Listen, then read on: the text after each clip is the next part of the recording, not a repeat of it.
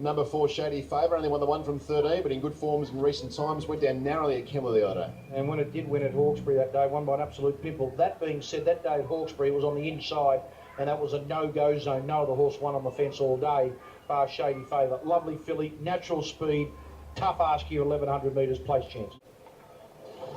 And they're off. Gem came out a length behind them. Deductions was the best into stride, and it'll go to the lead.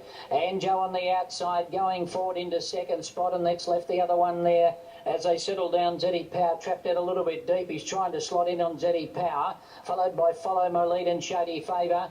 Then further back, Cheerful Dane. Gem is third last. Steinberg's beaten for speed, and Quest for Quality is back last of all. So the heavily backed Deductions at the 600, led by a length and a half, maybe a little bit more now. It crept away. Anjo second, followed by Zeddy Power, and then Follow My Lead on the inside. Outside it, Shady Favour.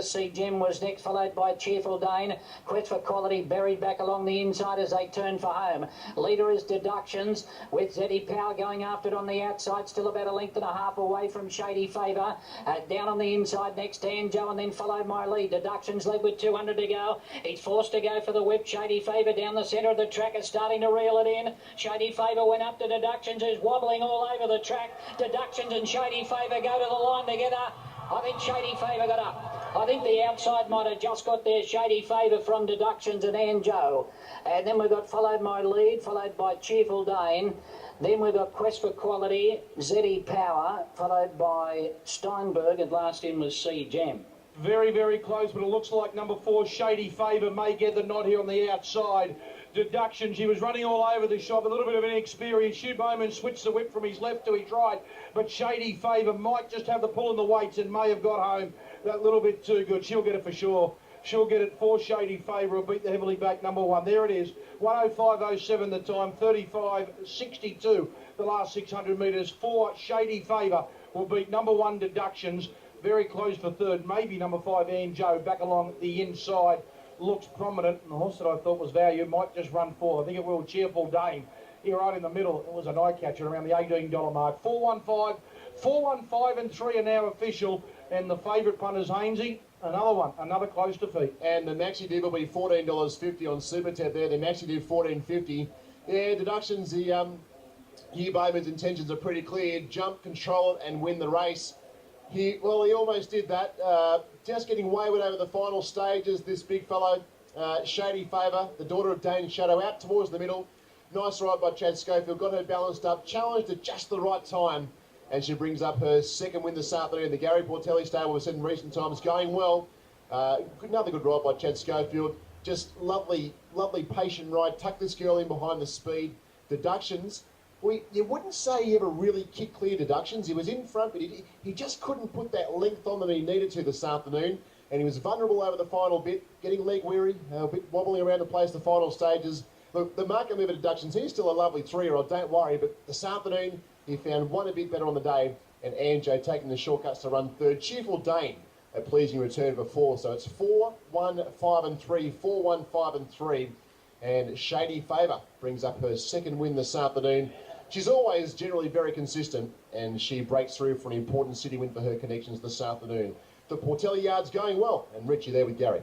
I reckon, Gaz, she looked like she relished being not the one out in front today, getting a little set. Yeah, it worked out perfectly. I think on paper it looked like they were going to go too quick, but I gave Chad an option.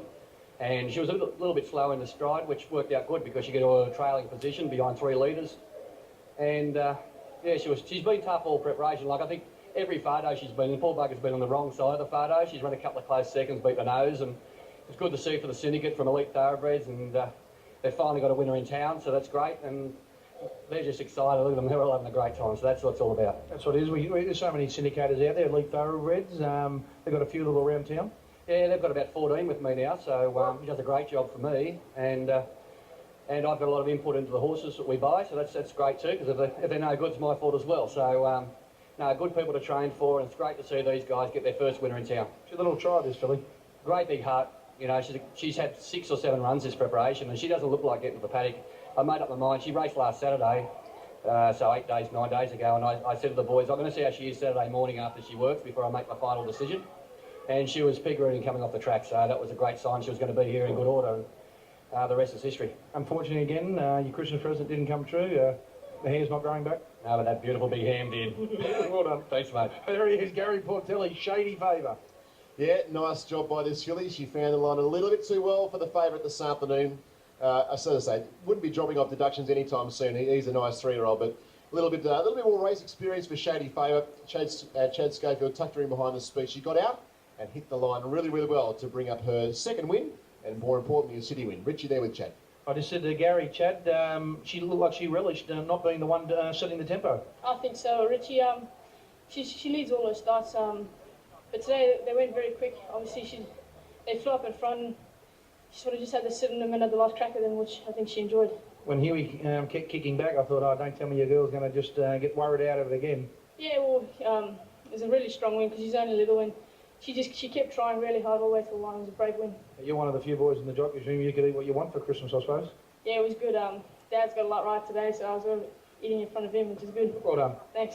Chad Schofield gets the winner of race number 2, and I tell you what, it finished on a dirty day last Saturday in Sydney, with the roughie at 100 to 1 winning, and now we've started with two horses that haven't been wanted by the punters on race number 2 on Boxing Day, 4, 1, 5 and 3. We're taking a break.